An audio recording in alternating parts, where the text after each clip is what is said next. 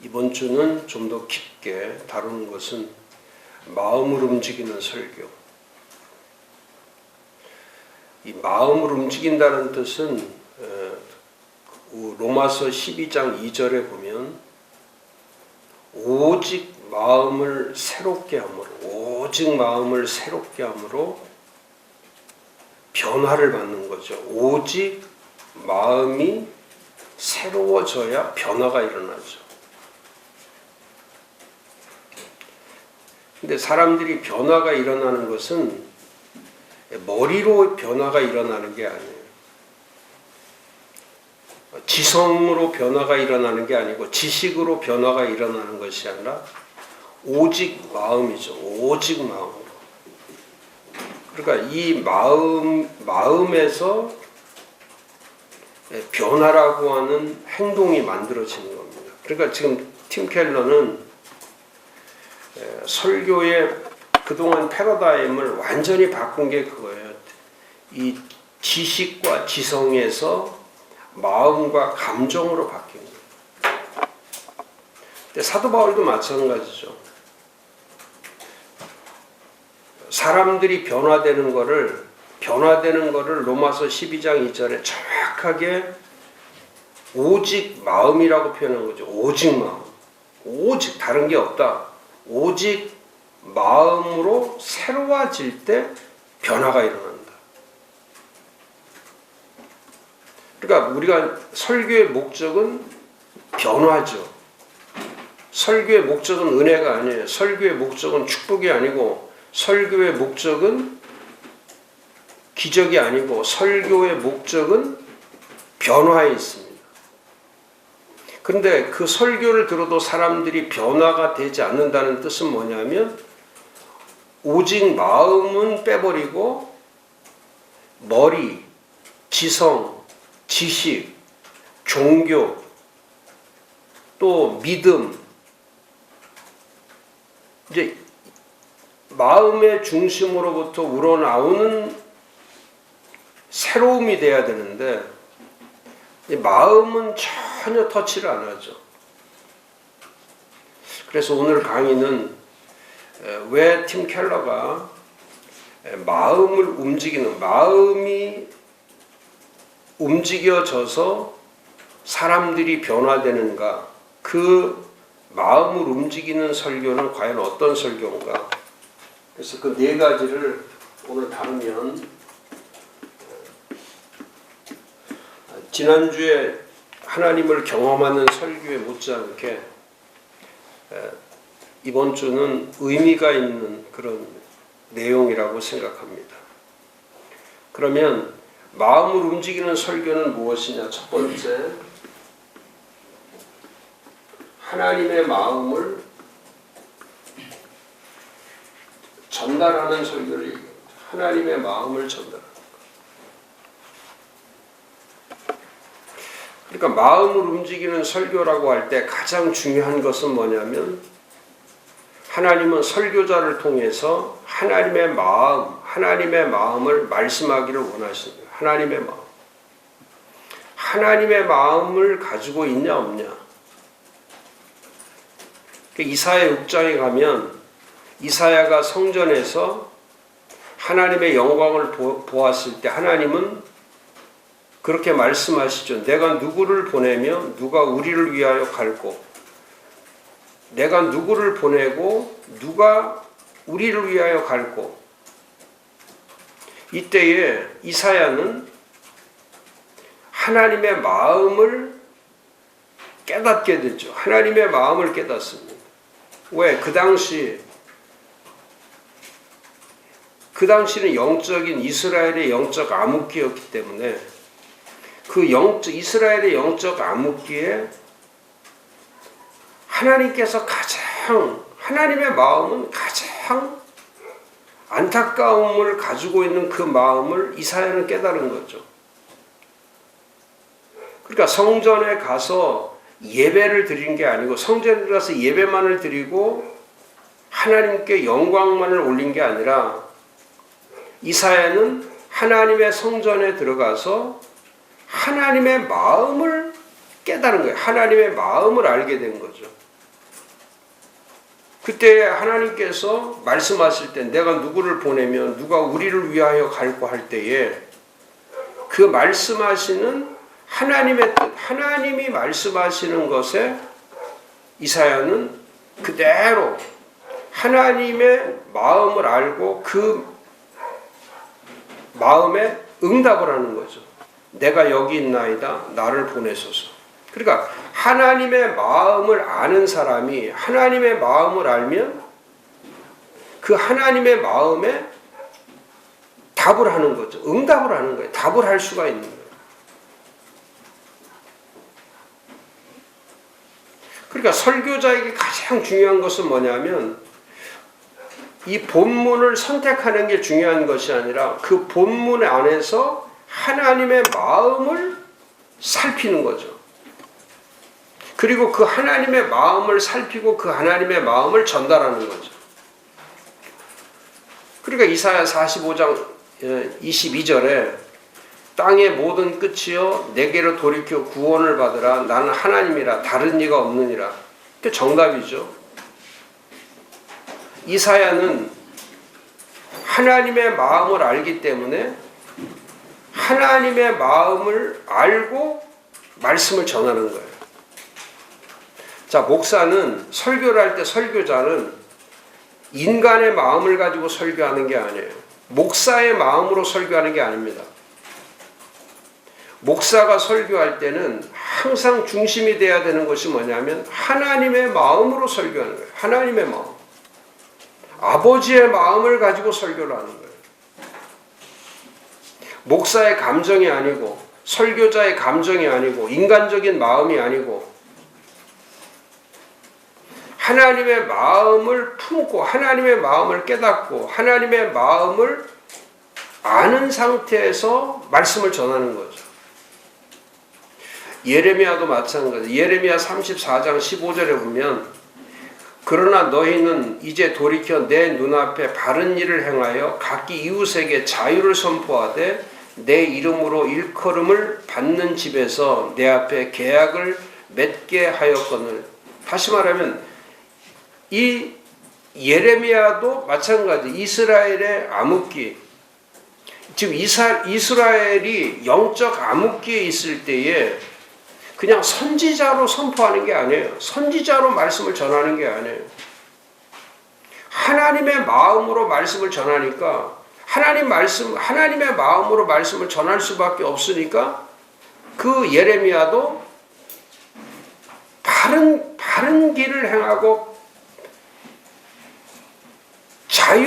자유를 선포하고, 그러니까 인간적인 마음이 아니에요. 우리는 설교할 때에 오늘의 설교자들이 너무너무 하나님 마음과 동떨어진, 그러니까 사람의 마음으로 설교하는 경우들이 허다하죠. 사람의 감정으로.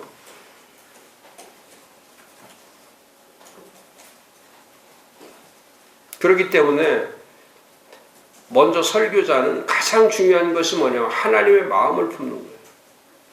지금 이 나라를 보세요. 지금 목사님이 설교할 때 지금 이 나라를 보시는 하나님의 안타까움. 그렇잖아요. 예? 교회들마다 또 성도들마다 공의를 행하지 아니하고 바른 길을 가지 않고 거룩함도 없이 이렇게 이 타락하고 세속화된 이런 도시로 갈 때에, 이런 나라로 갈 때 하나님의 마음은 지금 어떻게 했는가? 맞아요. 이사야를 보낼 때처럼 예레미야를 보낼 때처럼 지금도 우리도 마찬가지예요. 지금 목사님들을 하나님께서 이 땅에 세웠을 때 목사의 심정으로 설교를 하는 게 아니고 하나님의 심정, 하나님의 마음을 가지고 설교하는 것이 가장 우선적으로 급한 과제인데, 지금 목사님들은 강단에서 지금도 다 멋진 설교를 하고 좋은 설교를 해서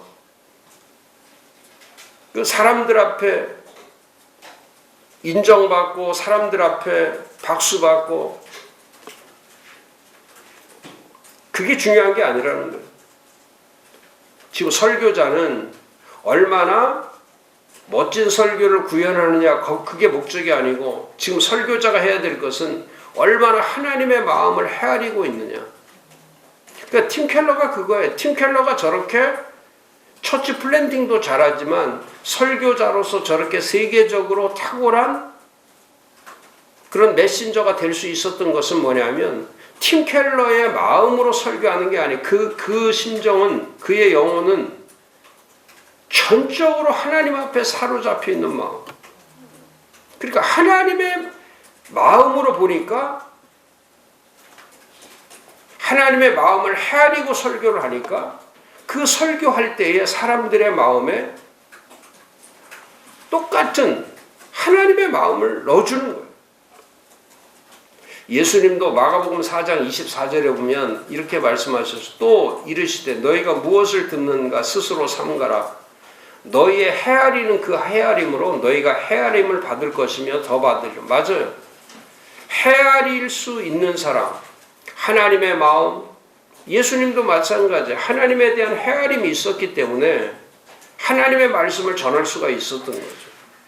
그래서 설교자에게 가장 중요한 문제는 하나님의 마음을 헤아리는 것이다. 하나님의 마음을 깨닫는 거예요. 능력이 나타나는 것은 멀리 있지 않아요. 지금 우리처럼 마음은 없이, 하나님의 마음은 없이 이 지성적으로, 지식적으로 하려고 하는 이 설교. 그러니까 하나님 마음이 없기 때문에 강단에서 지식만 선포될 때는 사람의 변화가 일어나지 않아요. 로마서 12장 2절 말씀이 그 정답이죠. 오직 마음을 새롭게 해야 변화가 일어나요. 마음이 새로워질 때 변화가 일어나지, 지식을 가지고 정보를 가지고는 그건 변화가 일어나지 않는다. 존 칼빈이 그런 말을 했습니다. 하나님의 마음을 가지고 설교하는 사람은 세 가지가 분명하다는, 하나님의 마음을 가지고 설교하는 사람은 그 설교가 단순하다는 거예요. 복잡하지 않아요. 하나님의 마음을 가지고 설교하는 분들은 단순해요. 이것저것 갖다가 막 이 얘기 저 얘기 하지 않습니다. 하나님의 마음을 전하는 거예요. 하나님의 마음을 하나님이 기쁠 때는 기쁨을 전하는 거고, 하나님이 슬퍼할 때는 슬픔을 전하는 거고, 하나님이 고통이 있을 때는 그 고통을 전하는 거고, 하나님이 소망일 때는 그 소망을 전하는 거예요. 단순합니다. 그 칼빈의 말이 정답이죠. 하나님의 마음을 가진 사람은 단순하다. 설교 자체가 단순하다. 그 다음에 단순한 것뿐만 아니라 간결하다. 이렇게 길지 않아요. 오랫동안 이 얘기 저 얘기 하는 게 아닙니다. 간결해요. 산상수훈과 같아요. 그러니까 하나님의 마음을, 예수님은 하나님의 마음을 알기 때문에 하나님의 마음, 하나님의 뜻, 하나님의 메시지를 알기 때문에 산상수훈이 이렇게 이렇게 이야기를 하는 게 아니에요. 간결하게 메시지를 전해요. 간결한 메시지를 전하는 거예요. 그 다음에 하나님의 마음을 가진 설교자는 용감하다. 용기가 있어요. 하나님의 마음을 가지고 설교하기 때문에 용기가 있어요. 사도행전이 그거 아닙니까? 담대함으로 거침없이 용감하게 용기 있게 전하는 거. 근데 용감한 설교자와 비겁한 설교자의 차이가 그거예요. 사람의 마음을 가지고 있으면 비겁해져요. 그렇기 때문에 하나님의 마음을 품고, 아버지의 마음을 품고 설교를 해야만이 그 사람들 앞에 전할 수 있는 걸 전하는 거죠. 하나님의 마음을 담은 설교자는 그 설교가 단순하고 간결하고 용감하다. 그런데 대부분의 설교자들은 팀 켈러가 말할 때 하나님의 마음을 헤아리기보다 설교에 대한 연구의 시간과 논리적인 구성에 더 많은 시간을 들이기 때문에, 그러니까 설교 구성의 시간을 많이 들이지 그 많은 시간에 하나님의 마음을 헤아리려고 하는 그런 사람들은, 그런 설교자들은 많지 않다는 거예요.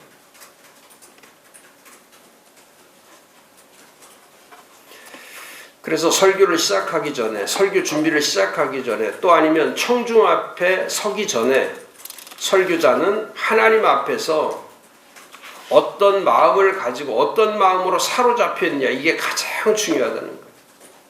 그러니까 마음을 움직이는 설교자가 되려면 먼저 준비해야 될 것이 뭐냐? 하나님의 마음을 준비해라. 그건 뭐와 똑같습니까? 설교를 만들어갈 때 가장 중요한 것은 그 설교자가 먼저 은혜를 받아야 된다는 거예요. 먼저 하나님을 경험해야 된다는 거예요. 그러니까 하나님을 경험한 사람이 하나님을 경험시키는 거예요. 먼저 하나님의 은혜를 경험한 사람이 청중들로 하여금 하나님의 은혜를 경험하도록 끌고 가는 거예요. 그래서 설교자는 설교 전에 하나님의 마음과 설교자의 마음이 동시에 이게 연결이 돼야 돼요. 그러니까 하나님의 마음과 설교자의 마음, 또 듣는 자의 마음이 이게 전체가 다 이렇게 하나도 연결이 돼 있을 때 그 설교가 경험되는 거예요. 하나님의 마음, 설교자의 마음, 듣는 자의 마음이 연결되어 있을 때 그 설교가 비로소 경험되는 것이다. 근데 지금은 하나님의 마음 따로, 설교자의 마음 따로, 듣는 자의 마음이 다 각기 단절되어 있기 때문에, 그러니까 우리의 설교 환경과 지금 팀 켈러가 말하는 그 설교 환경이 전혀 다른 게 그거예요. 우리는 단절된 설교의 말씀들이 그 연결이 되어 있는 게 아니라 단절되어 있는 거고,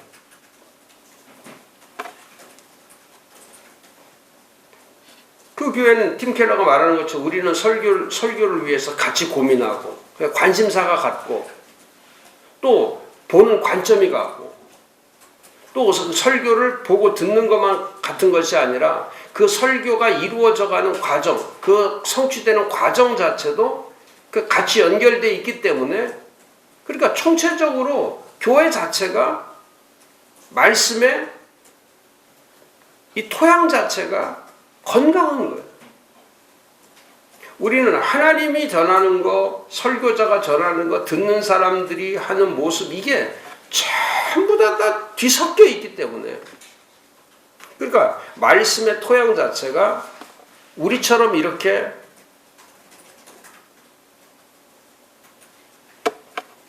서로 나누어져 있는 이런 환경은 말씀에 떨어졌을 때 30배, 60배, 100배로 이 말씀이 계속해서 확장돼 나가는 것은 볼 수가 없는 거죠. 그래서 팀 켈러 하는 말이 그런 말이 있어요. 먼저 설교자가 하나님의 은혜로 사로잡혀 있을 때, 먼저 하나님의 마음으로 사로잡혀 있을 때, 설교자는 이 입이 이게 사람의 입이 아니라 하나님의 입으로 말하는 것이 될 수 있다. 그러니까 하나님 마음에 사로잡혔을 때는 이건 설교자의 입이 사람의 입이 아니라 하나님의 입으로 바뀌어버린다는 거예요. 토마스 아켄퍼스도 그 얘기했어요. 그리스도가 중심으로 된 마음을 가진 사람은 영성의 뿌리가 만들어져 있기 때문에, 그러니까 벌써 마음이 그리스도의 마음으로 된 사람은 영적인 뿌리가 만들어져 있기 때문에 그는 참적으로 그 나무에서는 결실이 맺어질 수밖에 없다는 거예요. 뿌리가 건강하고 뿌리가 견고하기 때문에 그건 시간이 가면 갈수록 결실이 맺어지는 거예요. 근데 우리는 지금은 말씀에 결실이 없다는 것은 뭐냐면 뿌리가 없는 거예요. 그러니까 뿌리가 없기 때문에 결실을 맺지 못하는 거죠. 근데 그 뿌리의 역할은 우리가 하는 게 아니라 그 뿌리는 그건 하나님이 하는 거예요. 그건 그리스도가 하는 거예요. 그건 성령께서 하는 거예요.